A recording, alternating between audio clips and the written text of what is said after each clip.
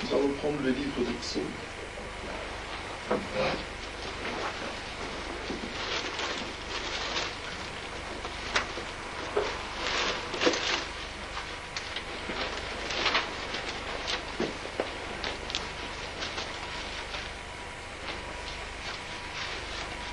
Le psaume 118.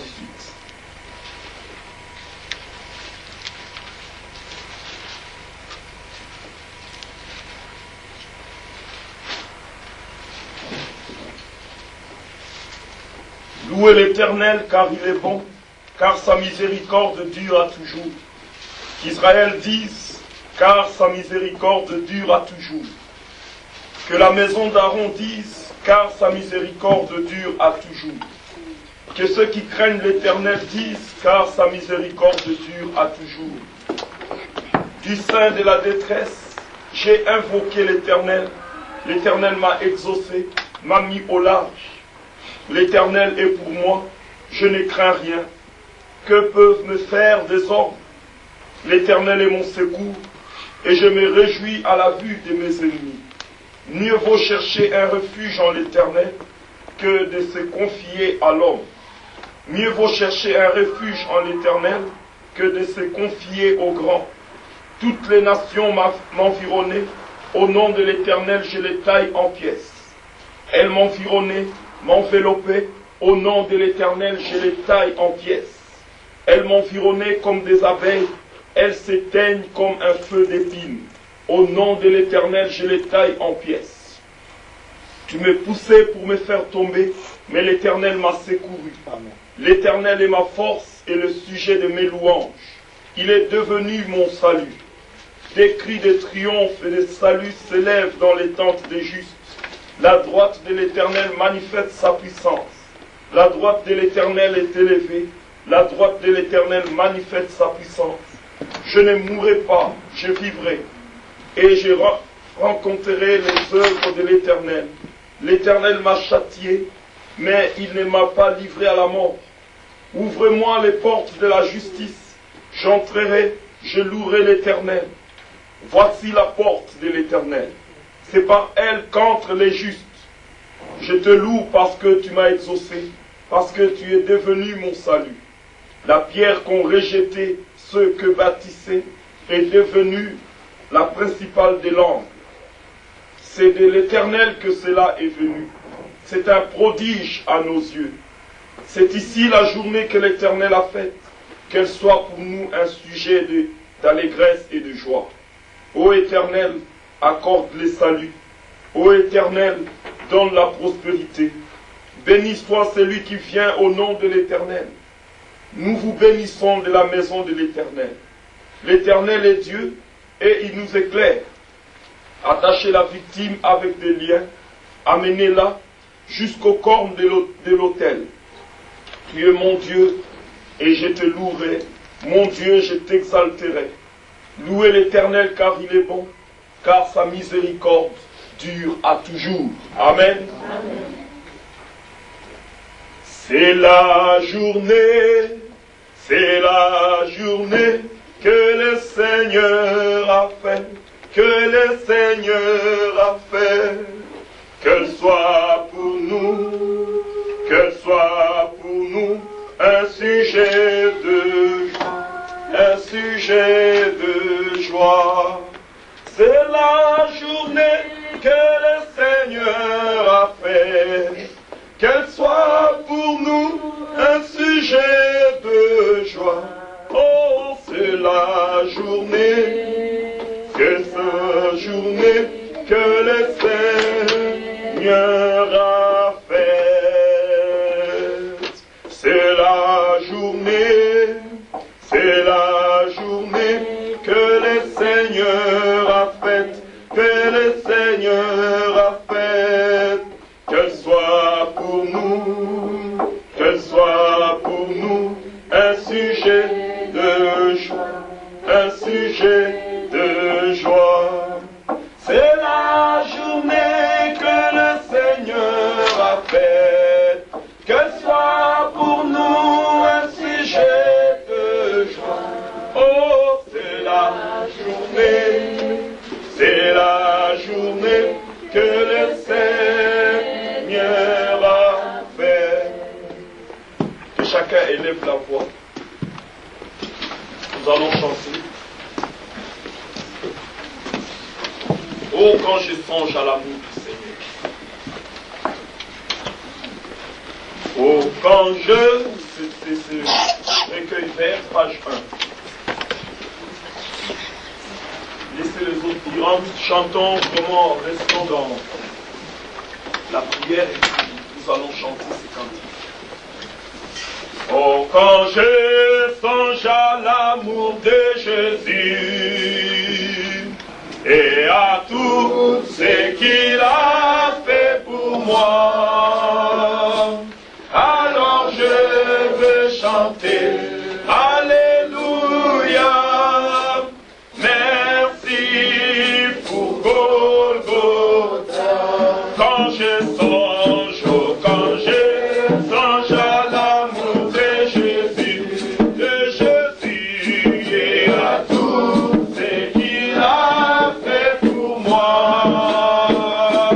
alors je veux chanter Alléluia. Merci pour Golgotha.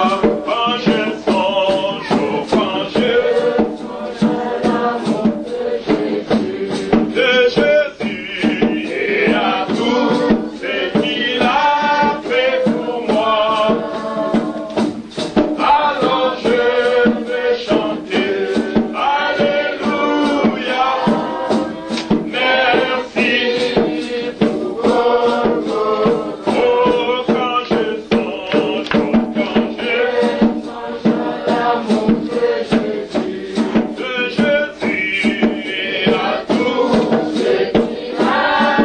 pour moi, alors je veux chanter Alléluia. Merci pour Golgotha. Une couronne à Jésus la donne aux soldats. Oh oui, pour moi,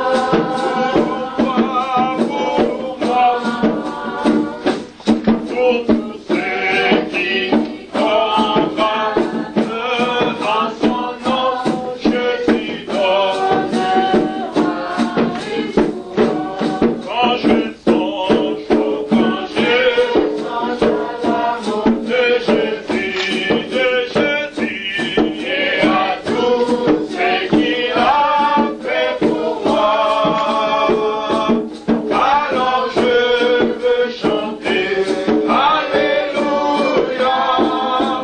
Merci pour Golgotha.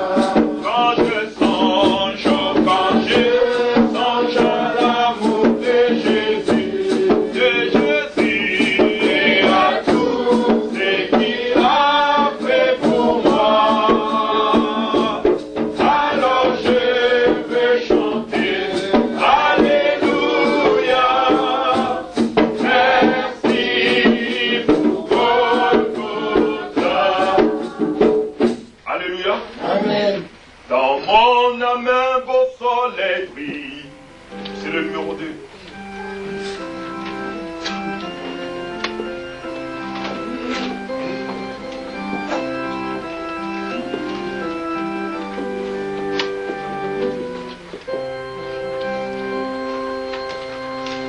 Dans mon âme un beau soleil brille. Son rayon est joyeux. Répand un éclat qui scintille, c'est le sourire de Dieu. Oh, quel beau soleil dans mon âme.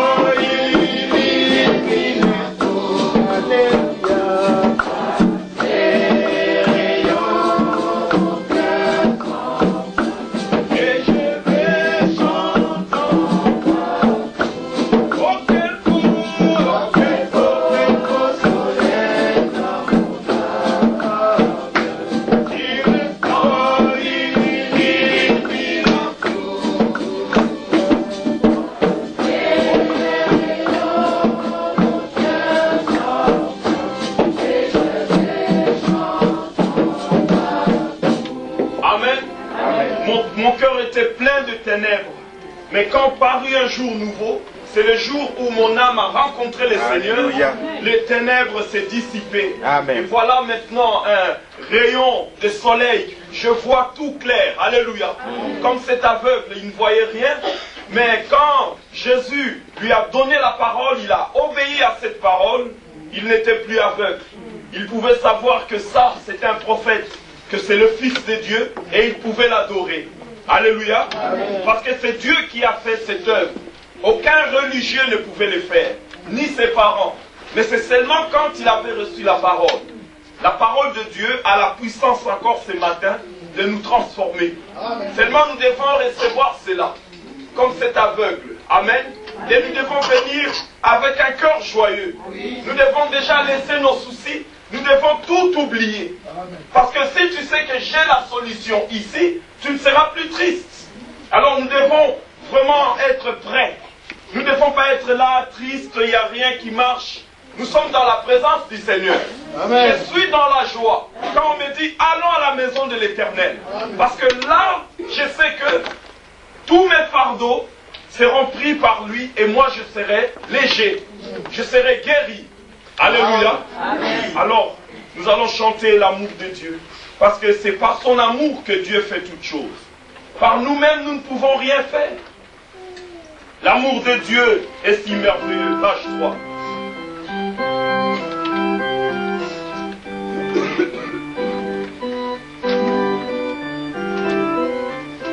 Amen. Nous allons nous mettre debout pour chanter cet amour. Parce que c'est vraiment merveilleux. Alléluia. 2. L'amour de Dieu est si merveilleux. Oh, est si merveilleux. Est si merveilleux. Oh, l'amour de Dieu, l'amour de Dieu. Oh oui, est si merveilleux. L'amour de Dieu.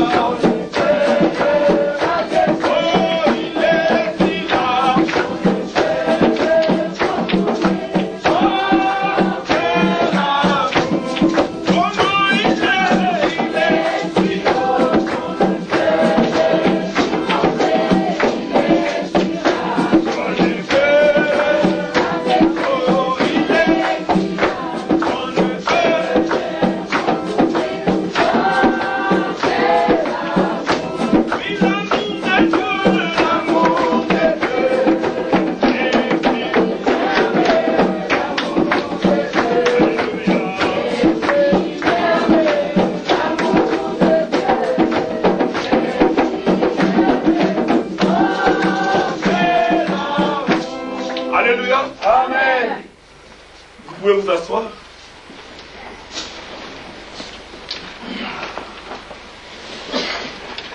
Libéré, tout est libéré.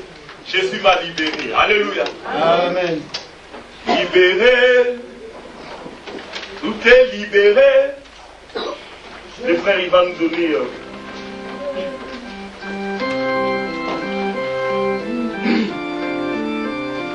Jésus-Christ m'a libéré, libéré, libéré, ah libéré. Jésus-Christ m'a libéré, oh libéré, libéré, libéré.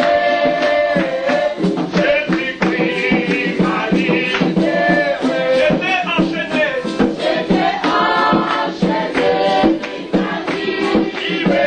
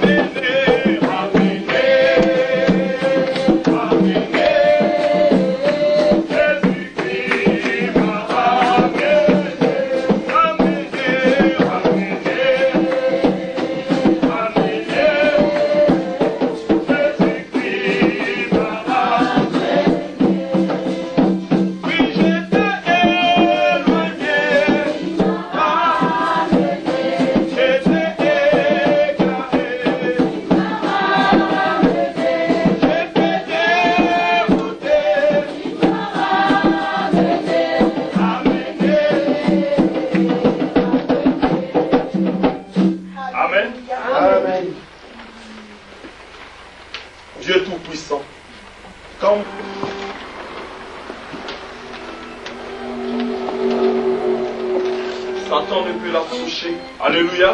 Amen.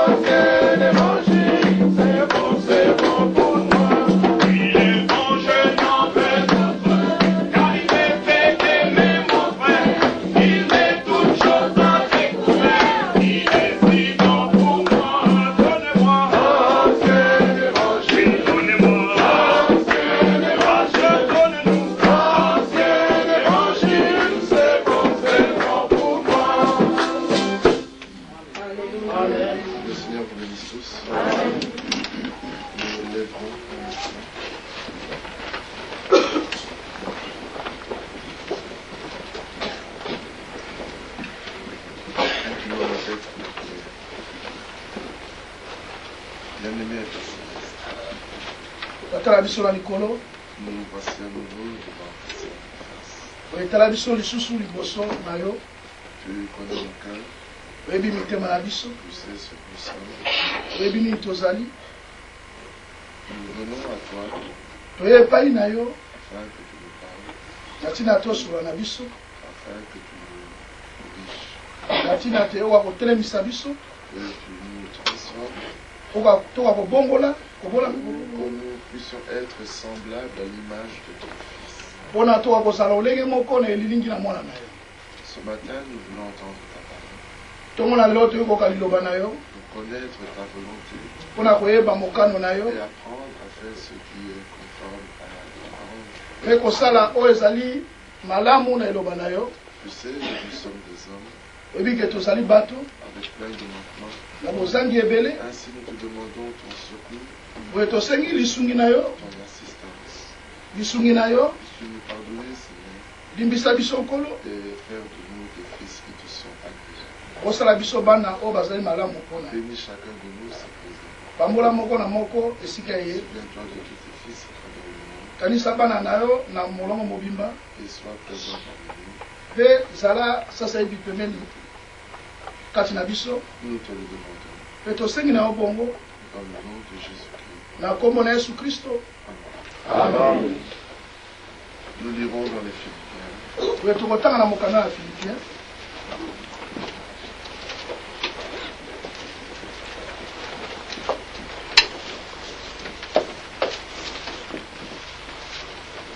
Allons plutôt dans 1 Pierre.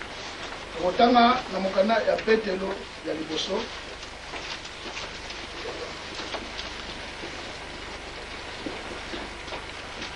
1 Pierre, nous sommes au chapitre 2, na Petelo ya liboso nekapu na mibale à partir du verset 11. utani tendi na toni na moko na moko. Bien-aimés, balingami je vous exhorte comme étrangers et voyageurs sur bazali la kolendisa terre, bino lokola toza na mobembo na mabele awa na mokili baleki nzela na mokili à vous abstenir des convoitises charnelles botika mabe ya mosuni ya nzoto bilulalula ya nzoto qui font la guerre à l'âme. oyo ezali kobundisa molimo. Ayez au milieu des païens, boye kati na bapagano ayez au milieu des païens une bonne conduite, kati na bapagano kozala bisaleli malamu afin que là même où ils vous calomnient, comme si vous étiez des malfaiteurs, na ntina te wana esika ye baza kofinga bino lokola bozalaki bato mabe ils remarquent vos bonnes œuvres et glorifient Dieu au jour où il les visitera. bakoka kososola misala bino malamu mpe bakumisa nzambe na mokolo ya kokutana bango. Soyez soumis à cause du Seigneur à toute autorité établie parmi les hommes, boye bomikitisa mpo na nkolo na bakonzi nyonso oyo etiami katikati na bato soit au roi comme souverain, ata na bakonzi lokola bakonzi soit au gouverneur comme envoyé par lui, lokola bakambi oyo lokola bakambi batimami na ye pour punir les malfaiteurs et pour approuver les gens de bien. mpona kosambisa bato mabe mpe mpona kolakisa bato malamu kolongisa bato malamu.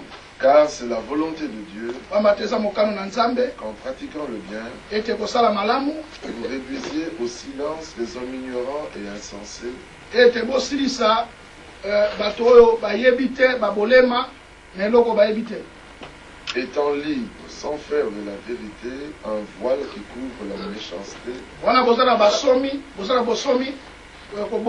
ezala mpe okazio te ya koprofite kosala bosomi yango lolenge ya kobika bomoi na mabe mais agissant comme des serviteurs de Dieu. me kosala lokola basali na nzambe Honorez tout le monde, esengeli kokumisa bato nyonso aimez les frères, linga balingami craignez Dieu, banga nzambe honorez le roi.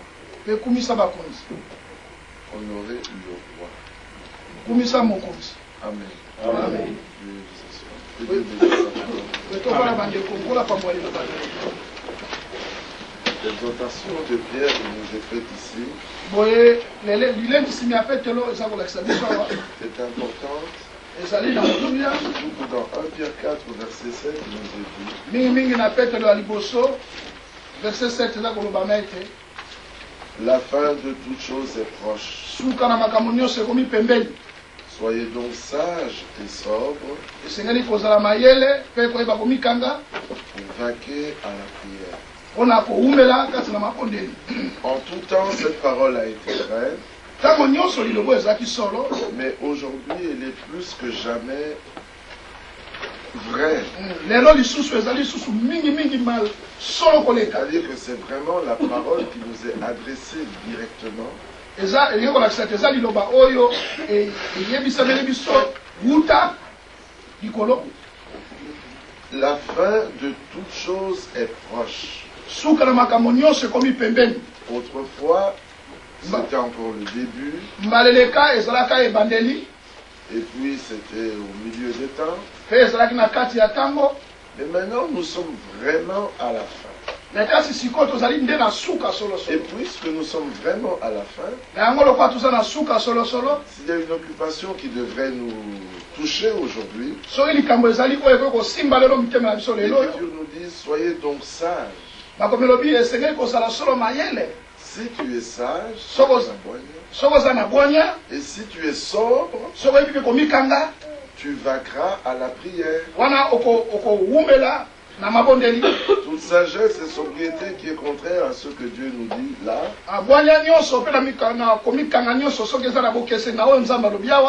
n'a pas de raison d'être. Au temps de la fin, maintenant que la fin est vraiment proche, Dieu nous demande d'être sages et sobres pour vaquer à la prière.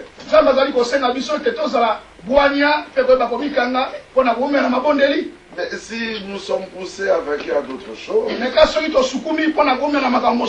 chacun devrait bien se poser la question pour savoir quel est l'esprit qui le conduit. Avant tout, ayez les uns pour les autres un ardent amour. Car l'amour couvre une multitude de péchés.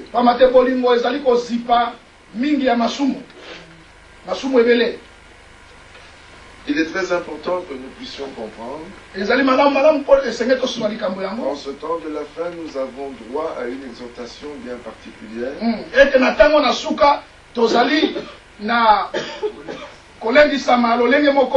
Il n'y a pas de génération qui viendra après nous qui pourra espérer prendre part à l'évangile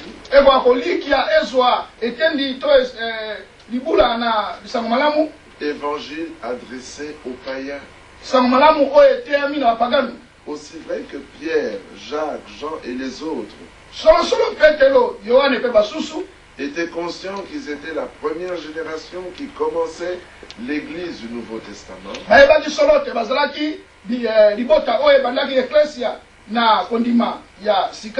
Nous sommes conscients que nous sommes la génération qui clôturons l'Église du Nouveau Testament.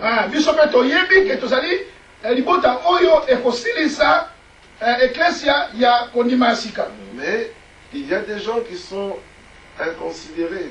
C'est-à-dire des gens qui ne considèrent pas les choses comme Dieu le demande.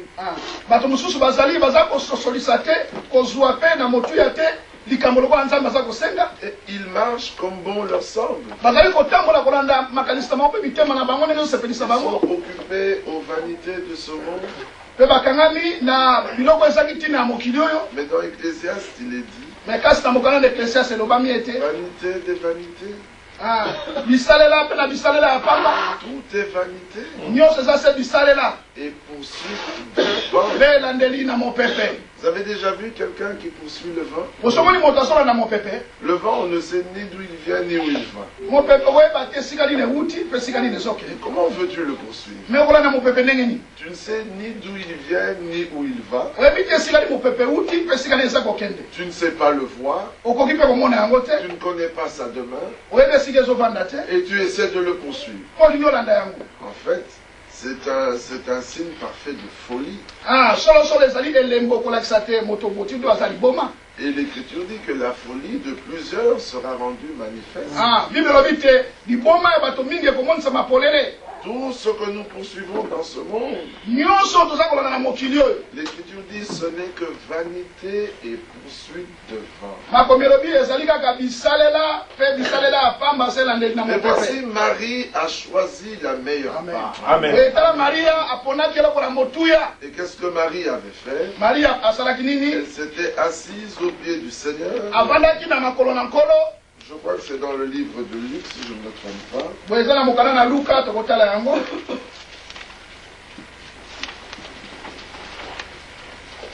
C'est Luc combien, s'il vous plaît, pour ceux qui auraient retrouvé cela avant moi.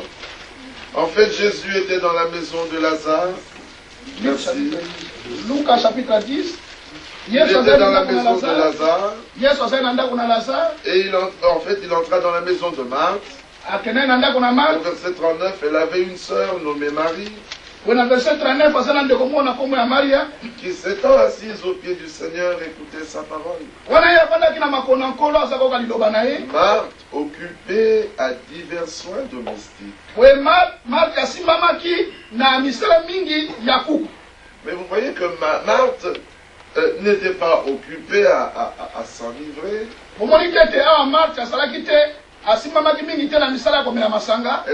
Elle n'était pas occupée à se donner du plaisir. Non, elle était occupée aux soins domestiques. C'est quand même une chose louable aux yeux des hommes. Mais c'est aussi bien aux yeux de Dieu. Mais ça vient après l'écoute de la parole. Et la voici qui dit au Seigneur, mais tu es là, tu vois bien, tu as bien vu que ma soeur ne m'aide pas. Alors que moi je me prépare à préparer quelque chose pour vous.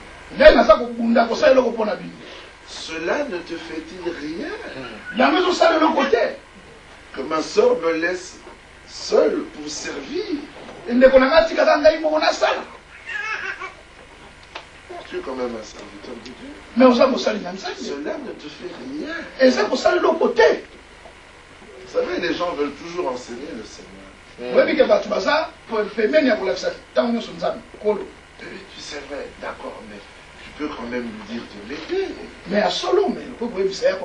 Cela ne te fait-il rien? Donc tu es insensible à ça. Paresseuse assise à tes pieds, elle ne fait rien.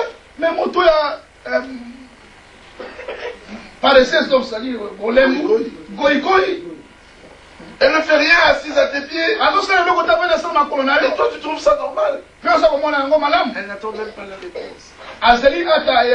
Dis-lui donc de m'aider. Elle donne une injonction. Le Seigneur lui répond. Marthe, Marthe, tu t'inquiètes et tu t'agites pour beaucoup de choses. Une seule est nécessaire. Amen. Amen. Il n'a pas dit c'est la première. Parce qu'il y a une deuxième, puis une troisième. Non, il dit une seule est nécessaire. Tout le reste n'a pas d'importance. Si tu as cela, le reste sera donné par-dessus tout. C'est Matthieu 6. Recherchez d'abord le royaume des cieux et sa justice. Et le reste vous sera donné par-dessus. Une seule chose est nécessaire. Marie a choisi la bonne part. Qui ne lui sera pas ôtée. Amen. Amen. C'est très important. Il y a une valeur d'échelle.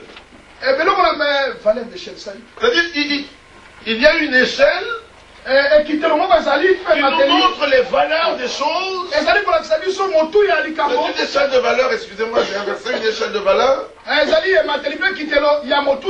Et si vous ne connaissez pas les choses selon leur importance, vous ferez des choix désastreux. Mais en fait, il y a une chose. C'est que l'Écriture nous a dit dans 1 Pierre 2, 11. Je vous exhorte comme étrangers et voyageurs. Si vous êtes étranger, si vous êtes voyageur, vous agirez différemment des gens de ce monde. Mais si vous n'êtes pas étranger, si vous n'êtes pas voyageur, vous ferez selon le monde. Regardez que le Seigneur dit une chose à Israël. Nous sommes dans Deutéronome.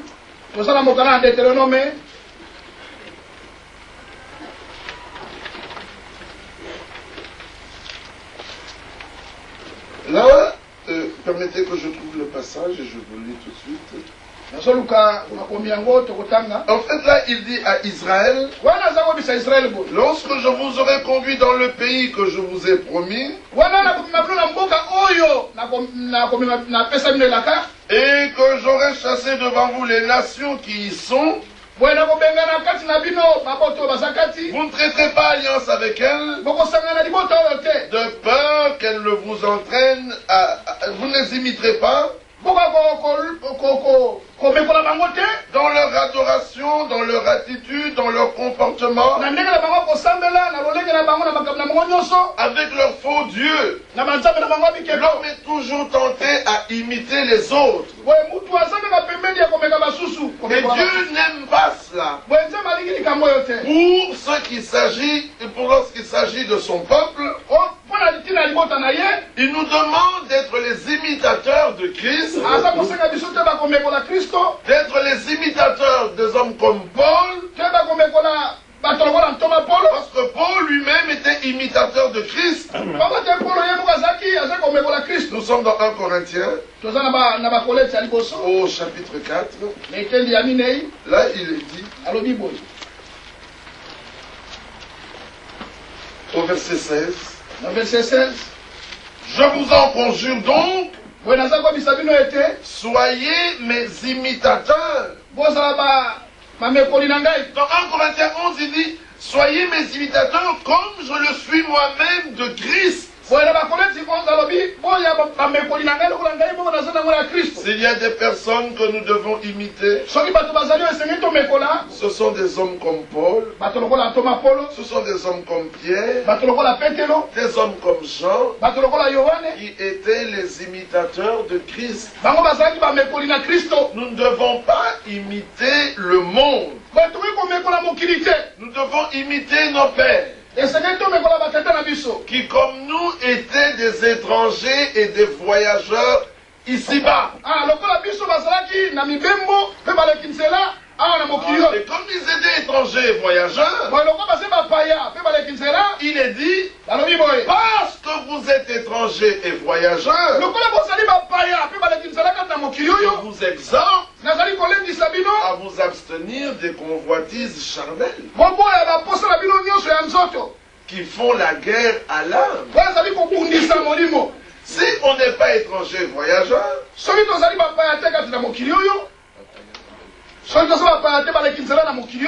si nous ne sommes pas étrangers et voyageurs, ah, là on peut se conformer aux choses de ce monde. Parce que tu n'es qu'un homme de ce monde. En toi, Dieu n'a rien prévu. Aucune semence n'a été placée en toi par prédestination. Alors tu es limité aux choses de ce monde. Tu ne sais pas voir plus loin. Et tu n'auras à cœur que réussir dans ce monde selon les hommes.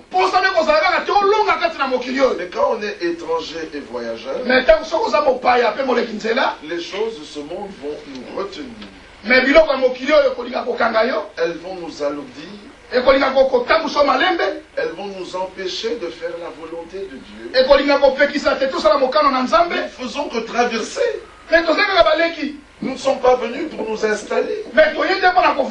On n'est pas venu pour bâtir une cité. On n'est pas venu pour bâtir des demeures avec des fondements solides. Non, nous nous promenons et nous habitons dans des tentes.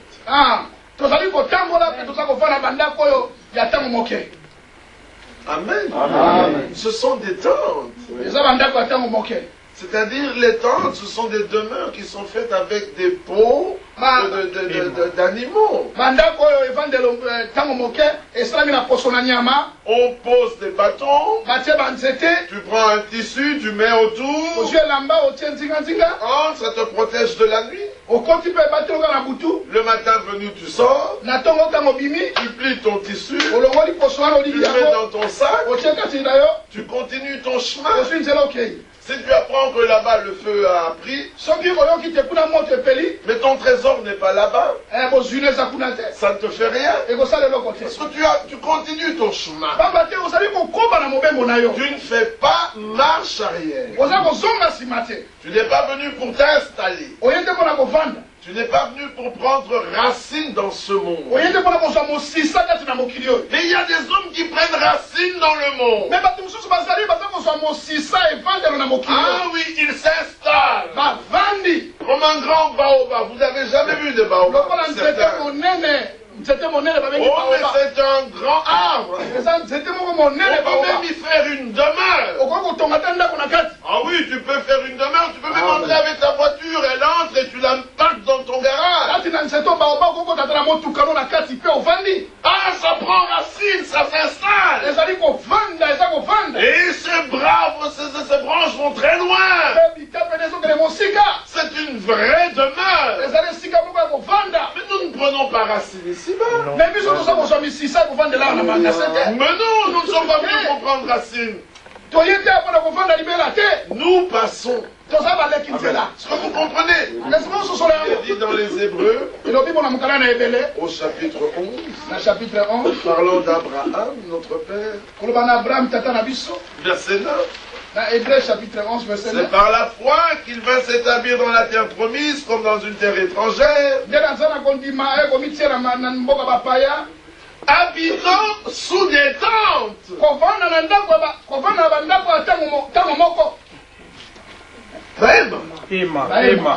Ainsi qu'Isaac et Jacob. Les co-héritiers de la même promesse. Maintenant, c'est ça le problème. Êtes-vous héritier des promesses avec Abraham et Isaac? Est-ce que vous allez car il attendait la cité qui a de solides fondements,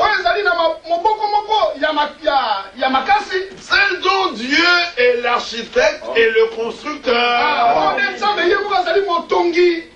Alléluia. Amen. Lui a fait le plan, il est l'architecte.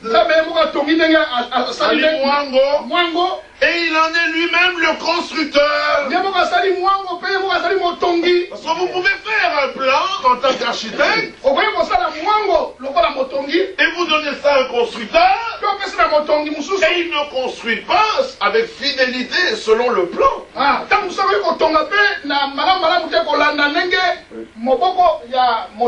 Je me souviens d'une histoire à Kinshasa. Un frère voulait construire un bâtiment et il a demandé le concours d'un autre frère qui est architecte.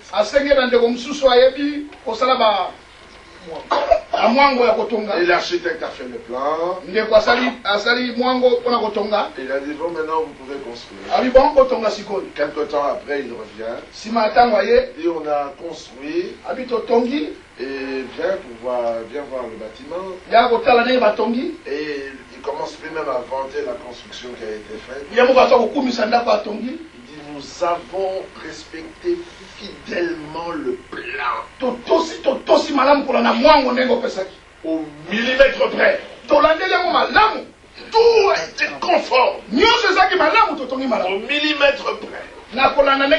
Alors il prend le plan. Il le donne à l'architecte. Il dit vérifie toi-même. L'architecte regarde. Il regarde la construction.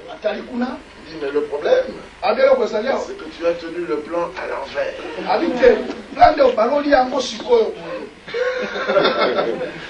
Ils avaient terminé la construction. Mais le bâtiment était à l'envers. Vous comprenez? Donc le côté droit était maintenant du côté gauche.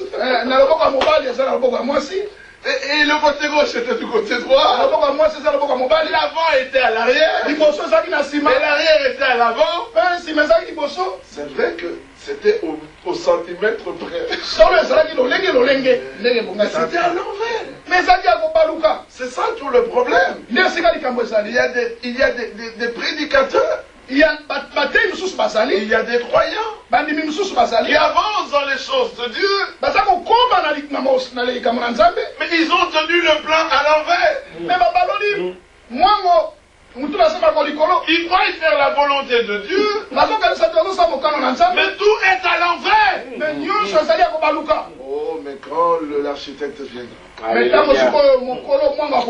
il détruira la maison. Ah, il faut la refaire. On doit la refaire. Il y a un bâtiment à Kinshasa. Sur le boulevard du 30 juin. L'architecte l'avait conçu. Mais l'entreprise qui a bâti cet immeuble de 20 étages, je crois, ou je ne sais combien,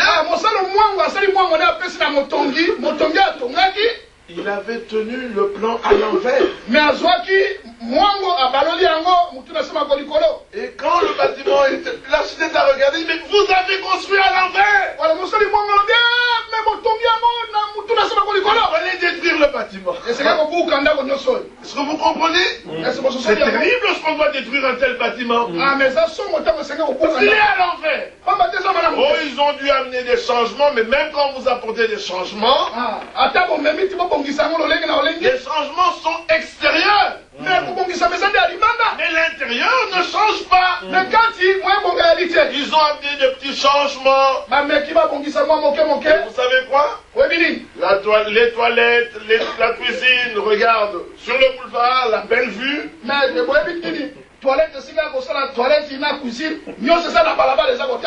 Et le salon, regarde dans la cour.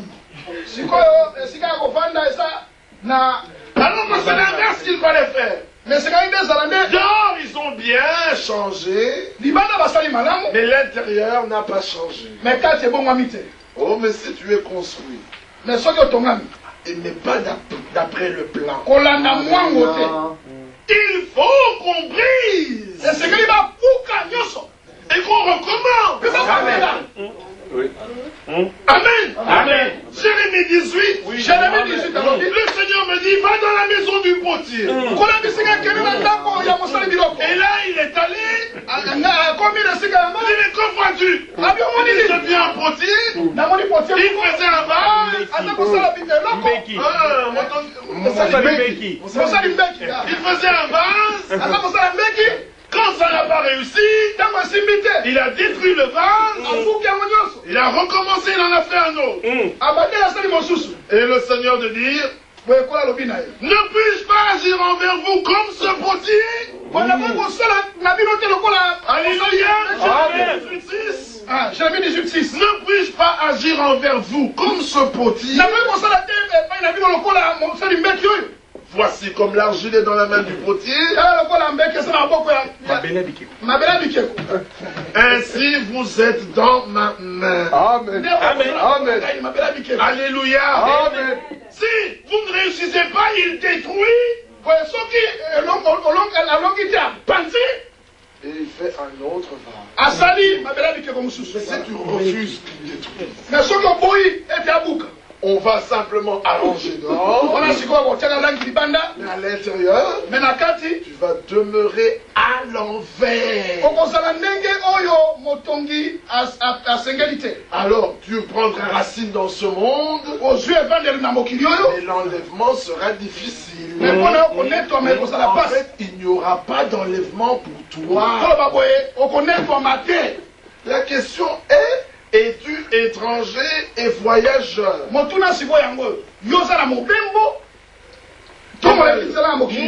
je le suis. Amen. Amen.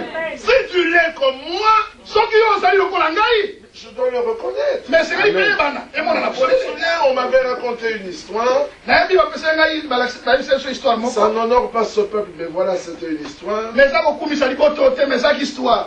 C'est ici en France. Il y a un homme qui se promenait. Et on lui demande ses pièces d'identité. Il présente un passeport congolais de Kinshasa. Le gendarme regarde. Il dit, vous êtes congolais? Donc Zaïrois. Oui. Zaïrois. Congolais à Kinshasa, donc Zaïrois. Il dit oui. Oui. Le gendarme dit non. Gendarme il dit, je connais les Congolais. Congolais. Les Kinshasa, ils ne sont pas Kinshasa. Mais si. Oui, il dit Tu es d'une autre nation. Et donc discutait. Bon, attends ici, je veux te montrer des aéros. Et regardez les gens passer. Puis l'envoyé qui passe, il dit ça, c'est un Congolais de Kinshasa. Tu n'es pas de Kinshasa. Puis un autre passe. Il dit celui-là, il est Congolais de Kinshasa. Il dit moi aussi. Il dit, je vais te prouver qu'il est Congolais de Kinshasa. Il dit monsieur, s'il vous plaît. Monsieur. Et l'homme d'État là. Je vous l'avais dit.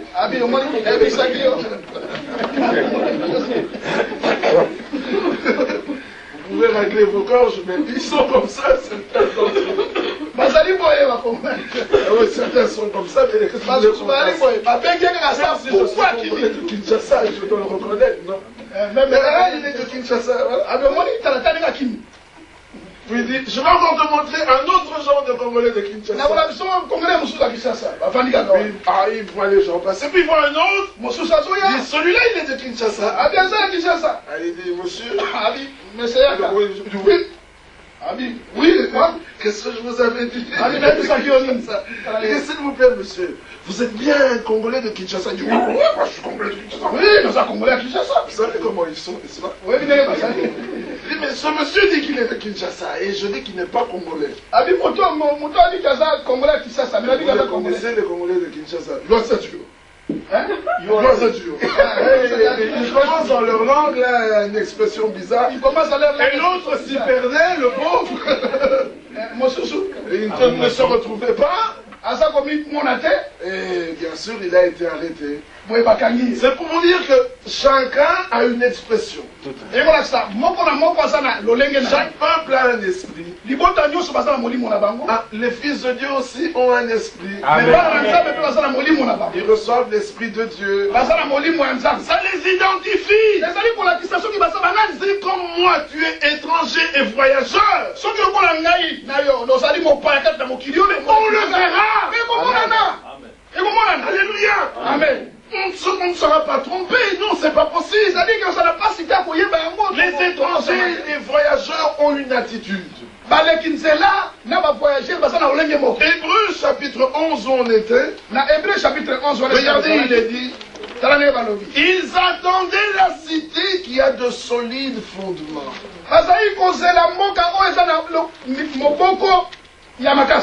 Quand vous attendez quelque chose, vous n'allez pas vous appliquer à ce qui est devant vous maintenant. On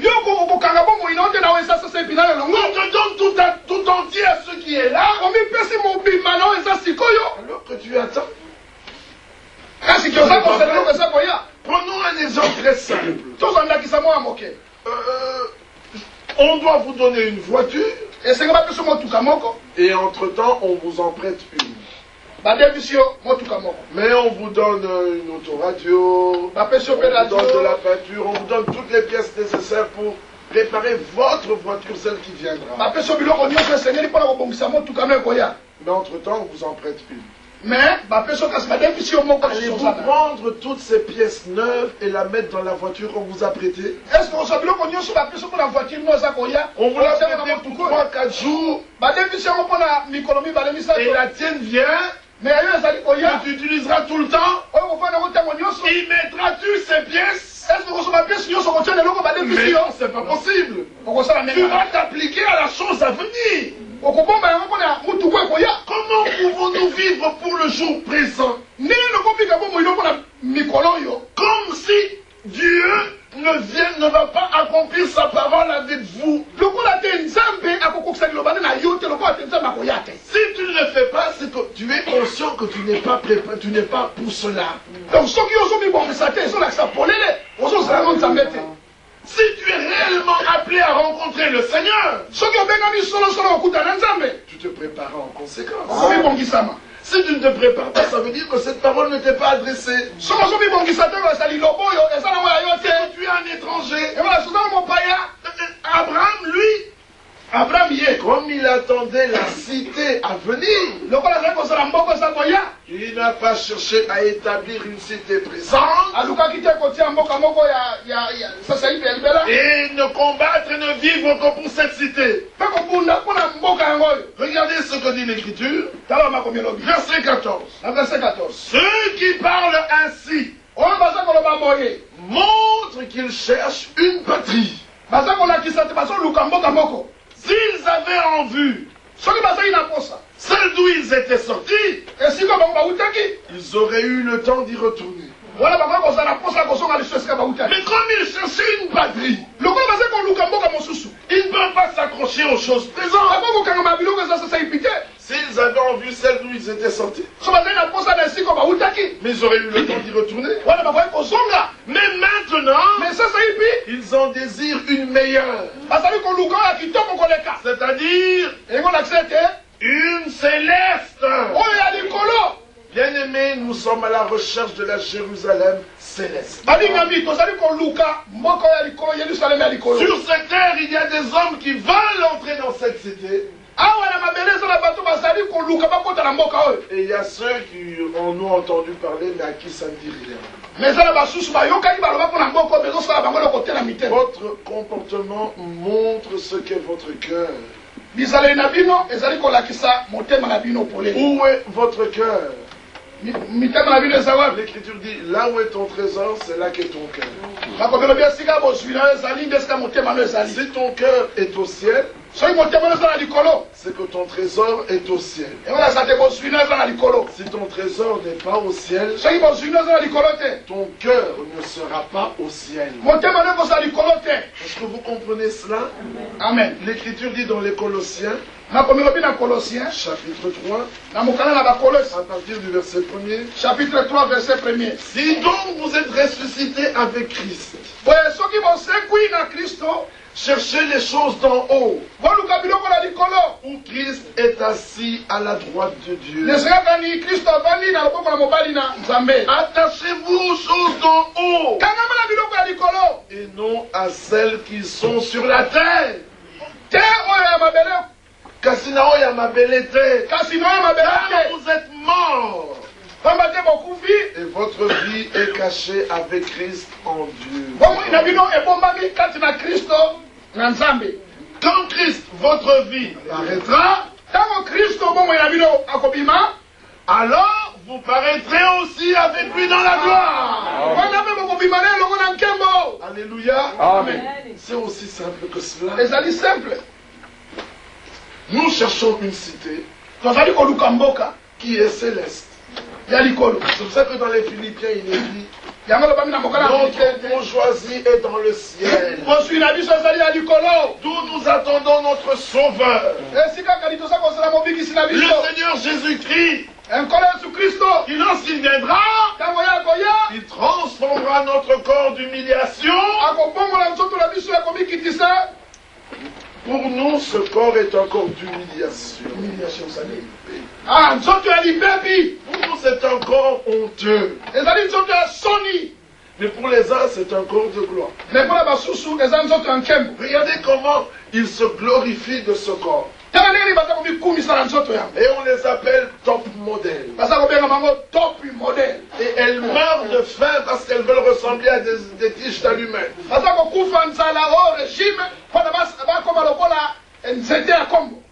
Il y a quelque chose qui ne va pas. Ils veulent tous ressembler à Elvis Presley. Il y a quelque chose qui ne va pas.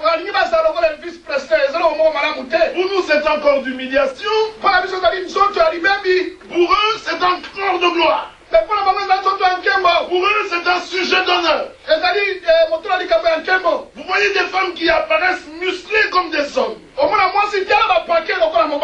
Tous ces jours, moi, je souffre. On voit quelqu'un en chemin, je me demande toujours, est-ce un homme ou une femme? Je ne sais plus faire la différence. Les hommes ressemblent aux femmes. Ils ont de longs cheveux. Ils ont des boucles d'oreilles. Il y a quelques années, il y a des siècles, ils sont venus en Afrique. soi-disant nous civiliser. Ils ont dit on a trouvé des sauvages. Il se trouve les lèvres. Il se trouve les lèvres. Il se trouve le nez. Il se trouve le nez. Il se trouve la tête. Il se trouve les langues. Il se trouve les poitrines. Nous les avons civilisés. Aujourd'hui, ils sont tous troués. Et finalement, qu'est-ce que c'est? On n'y comprend plus rien. Le bien est appelé mal. Et le mal est appelé bien.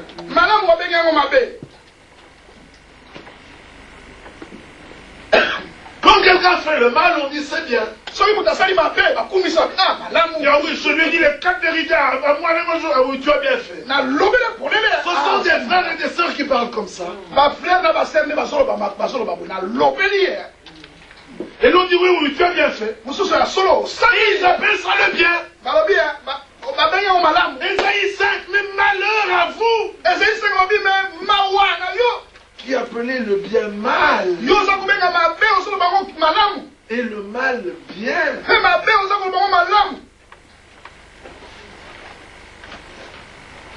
Dieu, c'est fini, le malheur est sur toi.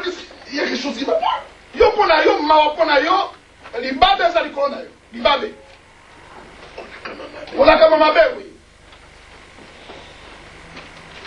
Voilà le monde dans lequel nous vivons.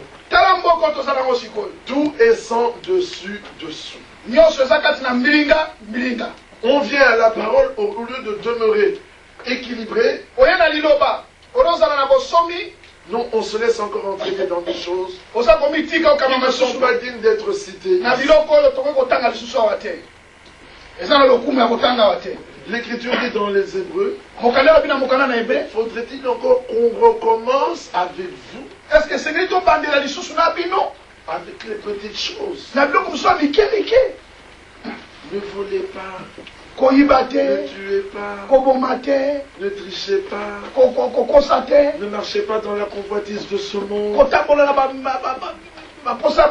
N'aimez pas le monde. Ce sont des choses que même ceux qui ne sont pas convertis savent que ce n'est pas bien.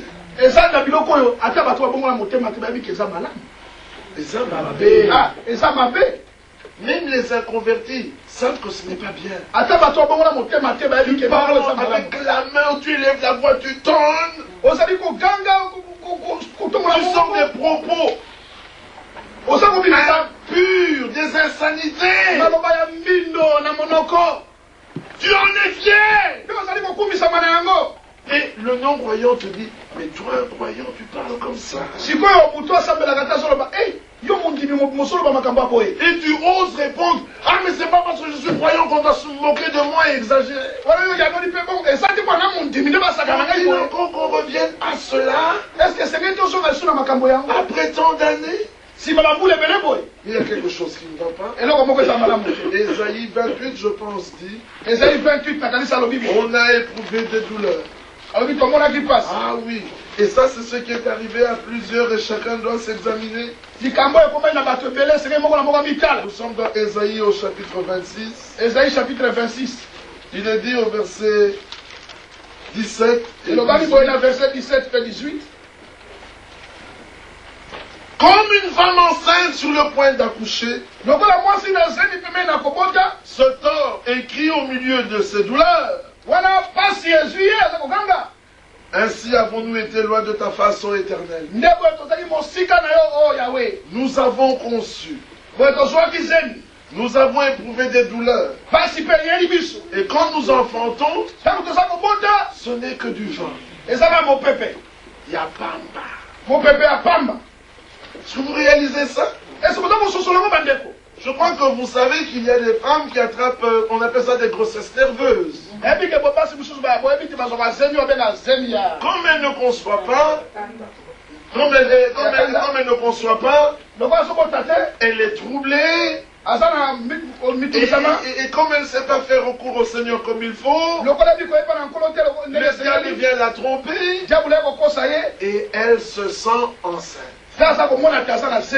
Et réellement, vous voyez le ventre qui pousse. Et vous voyez tout ce qui accompagne la grossesse vient. Et elle commence à cracher.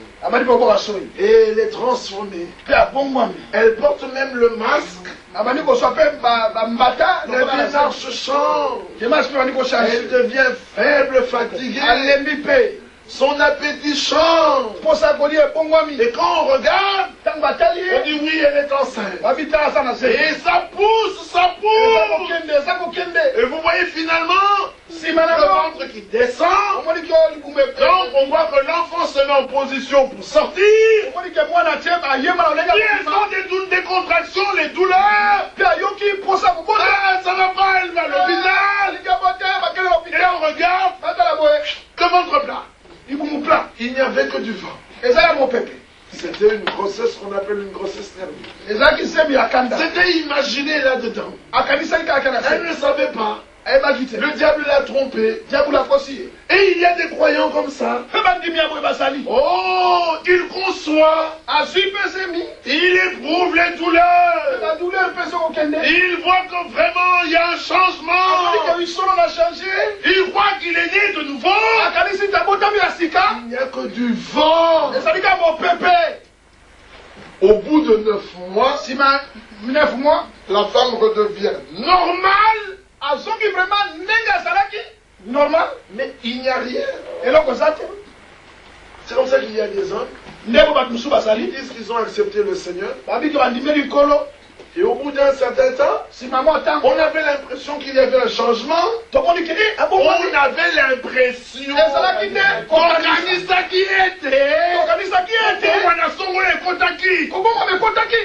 voilà. Et puis au bout d'un temps, comme au commencement. Oh, grossesse nerveuse. Oh, c'est mon pépé, c'est ma kanda. Cet homme n'était pas né de nouveau.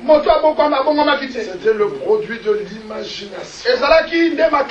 La semence n'avait pas touché le cœur. Nous avons éprouvé des douleurs. Nous avons conçu. On s'est tordu.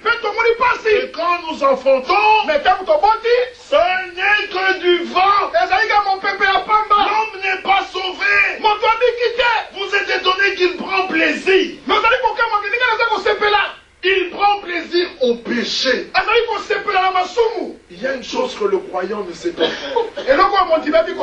C'est prendre plaisir au péché.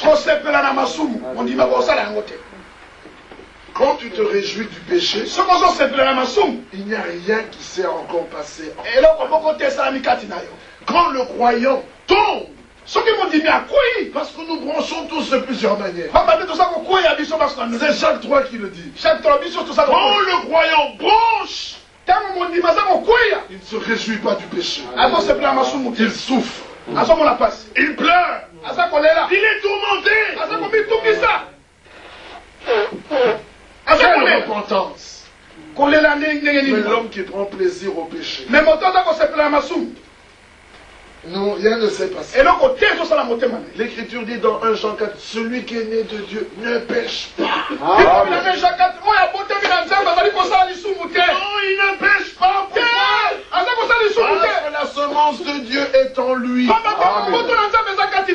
que vous comprenez? Il ne peut pas rejeter la parole. Il ne peut pas être incrédule. Quand il tombe, il regrette. Il ne marche pas, le regard effronté. Il le regarde. Donc, parlant de son péché marchand dans... Non, ça c'est pas... Le converti regrette. Le converti souffre. Mon Seigneur est mort à la croix pour moi. Et voilà, je continue encore. Je continue en faisant ceci. Je jette l'opprobre sur le Seigneur. N'est-il pas écrit dans le livre de Tite au chapitre 2 que les femmes âgées Après nos jeunes femmes. Et le verset se termine en disant afin que la parole de Dieu ne soit pas blasphémée. Mais la parole de Dieu est blasphémée par le comportement. Par la marche des croyants. La parole est blasphémée. Et les gens de dire, mais si je dois devenir croyant pour faire ce que tu fais, je préfère demeurer ce que je suis. Parce que déjà, non converti, je fais moins que. Alors pourquoi dois-je devenir croyant pour vivre ce que eux vivent? Oh, le Seigneur se redemandera compte de toutes ces heures. S'il n'y a pas un changement, le Seigneur te demandera compte. Ah oui, oui, tu as été un obstacle pour elle. Tu as été une occasion de chute. Tu as fait plus, tu les as fait tomber. Le Seigneur te jugera pour ça. Tu peux faire tout ce que tu veux. Tu peux jouer à l'effronter. Aux Amazones, tu dis, je m'en passe, ils n'ont qu'à. Un jour, Dieu en jugement. Ah oui. Il le fera. Abraham était conscient. Il cherchait une cité. Nous avions vu l'autre jour que Félix, Paul est venu, lui a prêché la parole, lui a parlé de la justice, du jugement à venir, de l'éternité, et de toutes ces choses. Et Félix, effrayé. Félix a bangi. Mais ici, il y a quelque chose qui nous frappe. L'Écriture dit dans Jacques 2. Jacques chapitre 2. Les démons croient que Dieu existe. Et ils tremblent. Est-ce que vous entendez ça? Les démons tremblent. Mais les hommes ne tremblent pas. C'est incroyable. Lisez dans les évangiles. Quand un démon voyait Jésus, il se mettait à trembler. Les démons reconnaissaient le Seigneur. Lui est le Christ. Le Fils du Dieu vivant. Mais les pharisiens qui priaient disaient de lui, tu as un démon. Ils appellent Jésus Belzébul. Est-ce que vous comprenez ça? Les démons tremblent. Les hommes qui prient ne tremblent pas. Regardez Félix l'incroyant est effrayé par la prédication de Paul. Est-ce dans Acte 24? Dans Acte 26? Acte 24. C'est Félix qui tremblait là. Félix Acte 24. Au verset 25 et 26. Il a tremblé. Effrayé. Mais comment lui n'avait pas la pensée de l'éternité? Oh, il espérait en même temps que Paul lui donnerait de l'argent. Ah, regardez qu'il était venu là. Bien que la parole lui ait fait peur. Mais à d'autres ça ne fait plus peur. Mais Félix a quand même eu peur. Mais Félix a bangaki. Mais il pensait quand même qu'il pouvait gagner de l'argent. Nous avions vu aussi que les parents de l'aveugle, ils ont vu le miracle dans Jean 9. Mais comme ils craignaient plus les pharisiens, ils ont préféré ne pas rendre témoignage de ce que Dieu a fait. Dans Jean 5, Jésus leur demande, comment pouvez-vous croire? À partir du verset 45, vous qui tirez votre gloire les uns des autres. Si vous cherchez la gloire qui venait de Dieu, vous pouvez croire.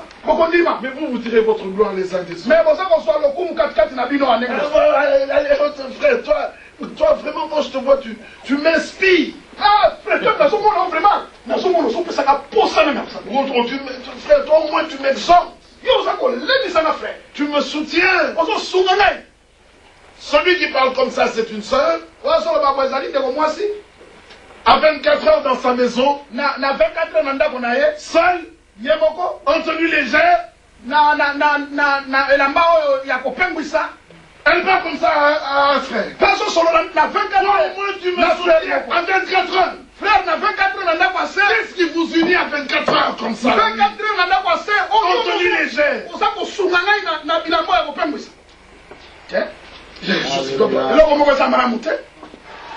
Donc frère, toi au moins tu me soutiens.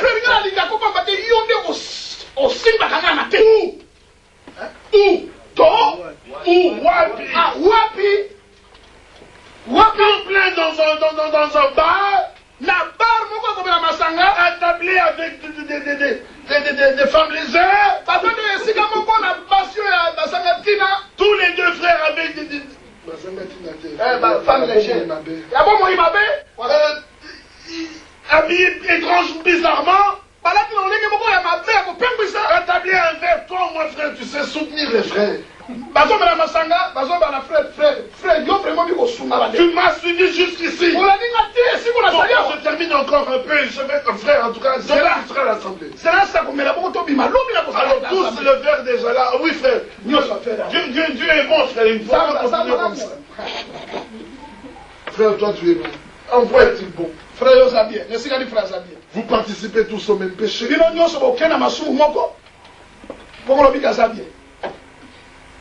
Et quand on enfante, ce n'est que du vent, c'est normal. Alors, vous tirez la gloire les uns des autres.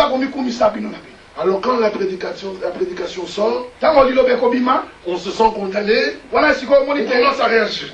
Comme on l'a entendu l'autre jour, il y a deux possibilités.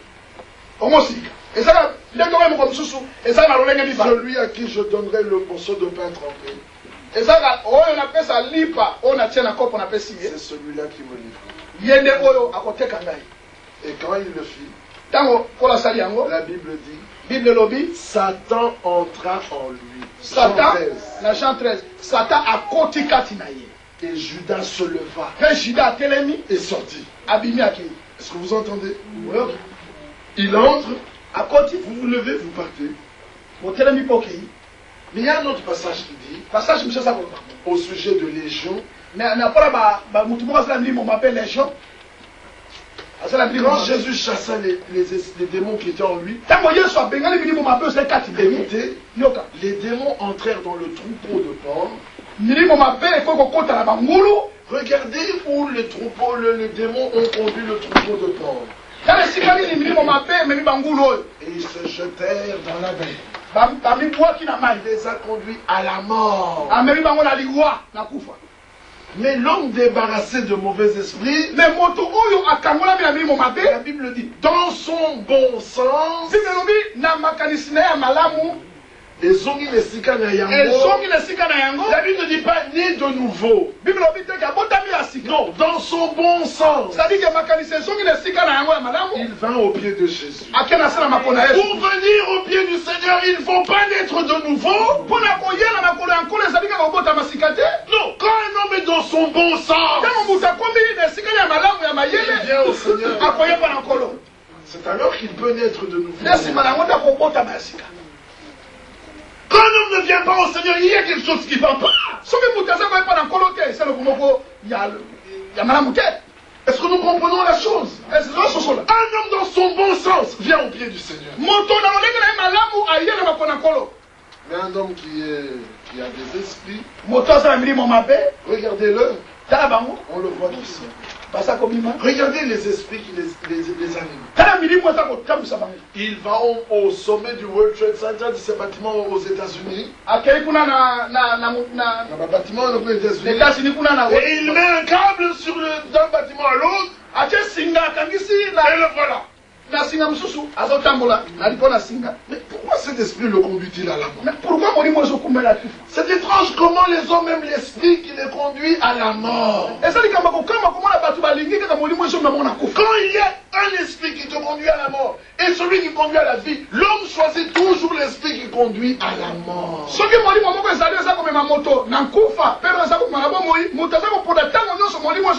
sait qu'en roulant à du 180 km/h, il va risquer la mort. Mais il sort 5 minutes avant, alors qu'il pouvait sortir 1 heure avant. Non, lui il sort 5 minutes avant. Il roule à du 200 km/h pour aller à la mort. Il aurait pu sortir 1 heure avant, rouler à du 90 km/h et arriver. Qu'est-ce qui ne va pas avec l'homme? L'homme même-t-il ce qui conduit? Il a devant lui la drogue qui le conduit à la mort. Et là, il y a de l'eau. Non, il veut la drogue. Qu'est-ce qui ne va pas avec l'homme? Avez-vous remarqué que chez les enfants les plus connus à l'école, ce ne sont pas ceux qui étudient bien, ce sont les petits bandits là. C'est lui la vedette de l'école. Avez-vous remarqué que les femmes les plus connues sont les mauvaises femmes? La femme qui mène une vie légère, c'est celle qui est connue de tous. Mais la femme honnête, on ne la connaît pas. Mais moi, je suis honnête. Non, je ne vois pas qui c'est. Tu vas expliquer du nom. Expliquez-moi, c'est mon. Mais la femme mauvaise. Mais comment si oui, je la connais. Il y a quelque chose qui ne va pas. Alors, c'est facile avec l'homme. Pourquoi l'homme aime-t-il tant la mort et le séjour des morts? Pourquoi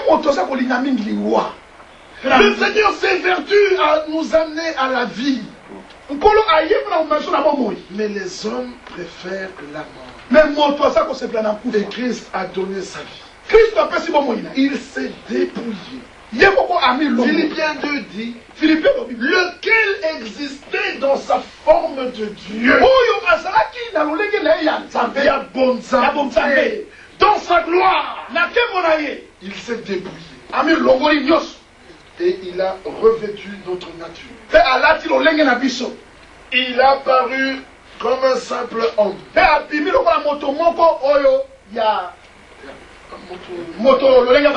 il a souffert la mort jusqu'à la mort de la croix. Amani.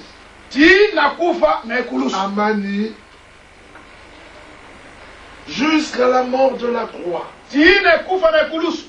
Il a fait cela. Pourquoi? Pour que toi tu puisses revêtir sa nature. Mais l'homme ne veut pas de cette vie. Avez-vous remarqué que l'homme veut la puissance sans la vie de Dieu? L'homme veut l'honneur de ce monde, mais pas l'honneur qui vient de Dieu. L'homme veut la vie éternelle sans Dieu. Il n'y a aucun homme qui ne veut pas la vie éternelle. Tous ces hommes veulent vivre éternellement. Mais ils veulent le faire sans Dieu. C'est là où se trouve le problème. Proposez-lui la vie éternelle sans Dieu, il dira oui. Mais propose-lui la vie éternelle, la seule possible, qui est par Dieu, il n'acceptera pas. Il y a quelque chose d'étrange qui se passe. Nous sommes nés dans ce monde sous l'influence de l'ennemi. Et le Seigneur veut nous ramener à lui. Et il nous a donné la possibilité de la nouvelle naissance. Et Dieu manifesté en chair. Il est devenu homme pour que d'homme que tu es, tu puisses avoir la nature divine. Oh, il a fait un échange merveilleux. Il a pris notre place pour que nous prenions la sienne, tout en sachant que lui, que toujours reprendre sa place. Alléluia. Amen. Et il a fait à Golgotha. Il a versé son sang pour toi. Il a versé son sang pour moi. Et il nous a fait une promesse glorieuse. Il a dit, je viens bientôt. Et maintenant nous savons qu'il est à la porte. Comment allons-nous continuer à vivre notre mauvaise vie? C'est pas possible. En tout cas, je veux être tout à lui. Oh, es-tu étranger et voyageur? Est-ce que vous êtes étranger voyageur dans mon Es-tu réellement? Amen. Si tu l'es, tu ne vas plus désirer demeurer tel que tu es. Tu diras, Seigneur, je veux être tel que tu es. Je voudrais que tu produises quelque chose en moi. Le vrai croyant, quand il écoute la parole, il se voit lui seul et Dieu. Il ne voit pas tout le monde. Bon, je me vois moi avec mon Dieu. Je m'examine. À toi de le faire. Et quand tu regardes ce qu'il a fait, il a tout fait. C'est merveilleux. Bien aimé, c'est merveilleux. Il s'agit maintenant de venir prendre ce que le Seigneur nous a déjà accordé. Alléluia. Amen. Il a payé le prix. Il a tout fait. Il te demande simplement de te lever, de venir, de laisser tomber le monde et ses désirs et de venir à lui. Hier, je regardais le journal. Un homme qui avait fait un accident. Il était paralysé du bas du corps depuis 10 ans. Et on a fait un appareil qui lui permet de marcher, de bouger à nouveau ses jambes. Et ils ont appelé cela « Lève-toi et marche ». Et le voilà, le journaliste dit « Lève-toi et marche ». Ainsi s'appelle le projet. Il y a quelque chose qui ne va pas. Lève-toi et marche avec Christ, c'est ça. Amen. Mais les hommes veulent tout ça sans Christ. Ils veulent la guérison sans Dieu. Vous savez pourquoi ils s'enivrent? Savez-vous pourquoi ils se droguent? Savez-vous pourquoi ils vont se déhancher comme des chèvres? C'est parce qu'ils veulent la joie, le bonheur, mais sans Christ. Il y a un bonheur éternel. Il y a une joie incommensurable. On ne peut pas la mesurer. Elle est là dans la parole. Il veut des substituts. C'est quand ça ne va plus, il va prendre un peu d'héroïne. Et quand la drogue entre en lui, il oublie les soucis de la vie. Il se sent léger comme un oiseau. Et voilà, il est heureux. Mais ça ne procure même pas le 1/10 du bonheur que moi je peux trouver en Christ. Alléluia. Amen. La joie que j'ai en Christ est plus grande que tout ça. C'est normal que je ne sois pas attiré par ça. Alléluia. C'est comme un homme qui prend des drogues fortes. Ils appellent ça forte et légère. Comment pourra-t-il être attiré par la drogue légère comme le marijuana? La marijuana ne peut rien faire pour lui. Il en est déjà la cocaïne. La marijuana. Quand il prend les cigarettes, les fortes là. Quand il prend les légères, ça ne fait rien pour lui. Vous comprenez? Voilà. Quand un homme est un poids lourd, et il veut s'entraîner, il faut qu'il ait en face de lui des poids lourds. Faut-il faire un entraînement avec un poids léger? Mais il ne sera pas entraîné. On appelle un poids léger ici pour faire un entraînement avec un poids lourd. Mais il va le regarder. Le poids léger,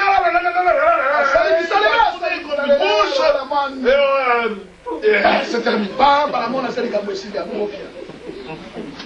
Il faut que ce soit un challenger de sa taille. Est-ce que vous comprenez? Mais nous avons la joie en Christ. Alléluia. Mais qui peut se comparer à cela? L'ivresse ne me le donnera pas. La mort ne me le donnera pas. La débauche ne me le donnera pas. Rien ne peut se comparer à ce bonheur. Alléluia. Amen. Amen. Dieu est merveilleux, n'est-ce pas? Amen. Nous avons trouvé la meilleure chose. Alors nous n'allons pas la laisser pour n'importe quoi. Non, c'est pas possible. Non, c'est pas possible. Celui qui est en Christ a trouvé le bonheur. Amen. Oh, il a rencontré le Dieu des dieux. Le roi des rois. Amen. Le Seigneur des seigneurs. Amen. Le Tout-Puissant. Amen. Celui qui était et qui vient. Amen. Il a trouvé le je suis. Amen. Celui qui est sorti de l'éternité et qui a produit ce que nous sommes, il peut rentrer avec nous dans l'éternité. Mais il veut nous ramener à son image. Alors quand je regarde cela, qu'est-ce que le monde me promet? La gloire, l'honneur. Qu'est-ce que le Seigneur me donne? D'être à l'image de son Fils. Amen. D'être capable de marcher sur les scorpions et les serpents. Vous comprenez cela? Amen. Toute la nature me sera soumise un jour. Quand je marche en chemin, les arbres me regardent, les animaux me regardent. Voilà un fils de Dieu. Amen. Voilà un fils du roi. Amen. Un jour il sera manifesté. Amen. Et nous régnerons avec lui. Amen. Alors le Seigneur fait moi. Moi, je le suis. Bien aimé, la création sait qui nous sommes. Amen. Amen. Alléluia. Amen. Est-ce que vous comprenez cela? Nous régnerons sur ce monde. Oh, nous dominerons ici. Nous serons la reine. Alors pourquoi les choses de ce monde pourraient-elles m'attirer? La gloire que nous aurons, même si on réunit la gloire de tous les chefs d'État, nous serons fils et filles de Dieu. Alors Jean regarde cela. Il dit dans 1 Jean 3, il dit bien aimé, voyez de quel amour le Père nous a témoigné. Quel amour le Père nous a témoigné. Pour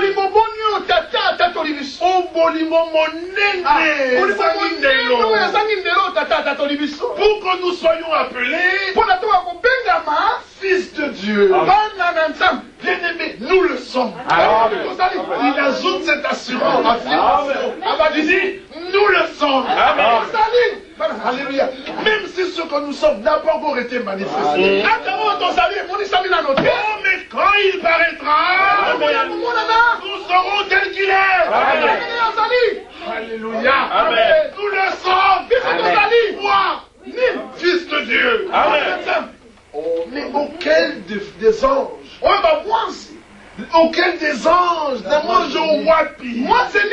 Le Seigneur Dieu a-t-il jamais dit, tu es mon fils? La position du Fils de Dieu est plus élevée que la position d'ange. Parce que les anges sont des esprits qui sont au service de ceux qui doivent hériter le salut. Amen. J'ai des serviteurs. Ils sont à mon service. Ce sont les anges. Ah oui, l'ange du Seigneur, lui, il est là pour me garder. Suis-je endormi, il veille sur moi. Sur mon chemin, il veille sur moi. J'entre dans le train, il veille sur moi. Alléluia. Gabriel est là pour nous amener tous les messages nécessaires. Alléluia. Michel est là pour combattre pour Israël. Alléluia. Et nous allons dépasser les anges, les archanges. Oh, nous serons des dieux. Amen. Bien aimés, nous le sommes. Même si ça n'a pas encore été manifesté, nous le sommes. Alors, comment puis-je laisser tomber cela? Pour le monde, ce n'est pas possible. Je suis vraiment un étranger en voyage. Je suis de la nature de Christ. La même vie. Engendré à la même vie. Un même père. Vous avez déjà vu comment les enfants sont fiers de leur père? Mon père, Christine. Mon père. Tata. Mais comment? Qui est votre père? Dieu. C'est merveilleux. Amen. Quel est le père plus digne que celui-là? Au-dessus de lui, il n'y a personne. Et tous les autres sont ses marchés. Voilà celui dont je suis le fils. Amen. Et qui est mon frère? Le premier de toute la famille. Il s'appelle Jésus. Amen. Et Satan le connaît. Les démons le connaissent. Et nous connaissons aussi. Sur ce sujet, nous pouvons continuer sans nous arrêter. Mais que Dieu vous bénisse.